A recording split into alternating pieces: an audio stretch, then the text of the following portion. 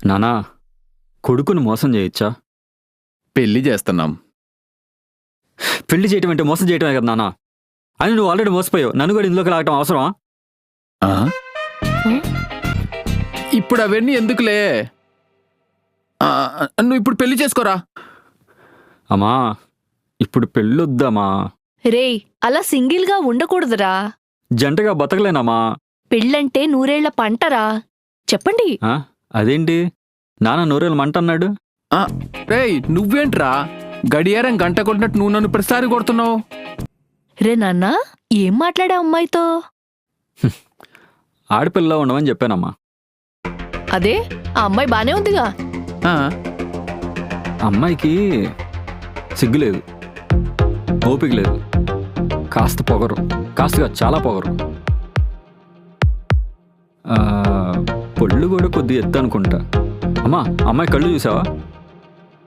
నేనే గొప్ప అనే ఫీలింగే ఎక్కువ ఉంది ఆ కళ్ళలో.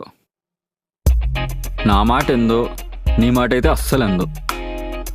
అమ్మాయి నా లైఫ్లోకి వచ్చిందనుకో, ఖచ్చితంగా గొడవలు వస్తాయి, కన్ఫర్మ్, ఇది ఫిక్స్.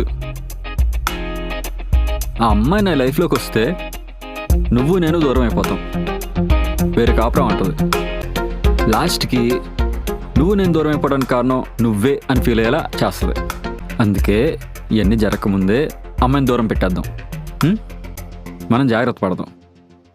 పెళ్ళొద్దని కూడా చెప్పాడు. తెలివైనోడు. ఏంటి? అదేనే, తెలివి లేనోడు. పెళ్లి చేసుకుంటే లైఫ్ ఎంత బాగుంటుందోనని తెలిసినోడు. మనకు తెలుసు కదా పెళ్లి ఎంత బాగుంటుందోనని. ఎట్టి పరిస్థితుల్లో ఈ ఇంట్లో పెళ్లి జరగాల్సిందే. కొంపదీసి నాకేమైనా? మీ యాక్షన్ ఏంటి నాకు అసలు అర్థం కావట్లేదు. అంటే కొడుకు పెళ్లి చేయాలనుకోవాలి గాని ఇంట్లో పెళ్లి జరగాలంటే వాడు చేసుకోవాలి గాని వాడు చేసుకోకపోతే నేను చేసుకోవాలనే కదా. నేను ఇంత సీరియస్ గా మాట్లాడుతుంటే జోక్గా మాట్లాడతారేంటి మీరు? వాడి లైఫ్ జోక్గా ఉందా? వాడు పెళ్లి చేసుకోనంటే మాత్రం వదిలేస్తారా అలాగా? కొంచెం కూడా బాధ లేదా? అసలు బాధ్యత లేదు మీకు. వాడు పెళ్లి ఒప్పుకోకపోతే నేనేం చెయ్యాలి? ఒప్పించాలి. ఇదేమన్నా రాజుల కాలమా బలవంతంగా రాక్షస వివాహం చేయడానికి? నేనేమన్నా భజన చేస్తున్నాను ఇక్కడ? ఒప్పించడానికి ట్రై చేస్తున్నాను కదా. నీకు చాక్లెట్ ఇస్తా, బిస్కెట్ ఇస్తా, వాడేమన్నా చిన్నపిల్లాడు ఒప్పుకోవడానికి? ప్రతి నా కొడుకు వాళ్ళమ్మ మాట వింటాడు, కానీ వాడు నీ మాట వినట్లేదు. అలాంటిది నా మాట వింటాడా? చూడు, పెళ్లి చేసుకోమని ఒప్పించడానికి ప్రయత్నం చేస్తాను, లేదంటే వదిలేస్తా. అంతేగాని బలవంతంగా మాత్రం పెళ్లి చేయను.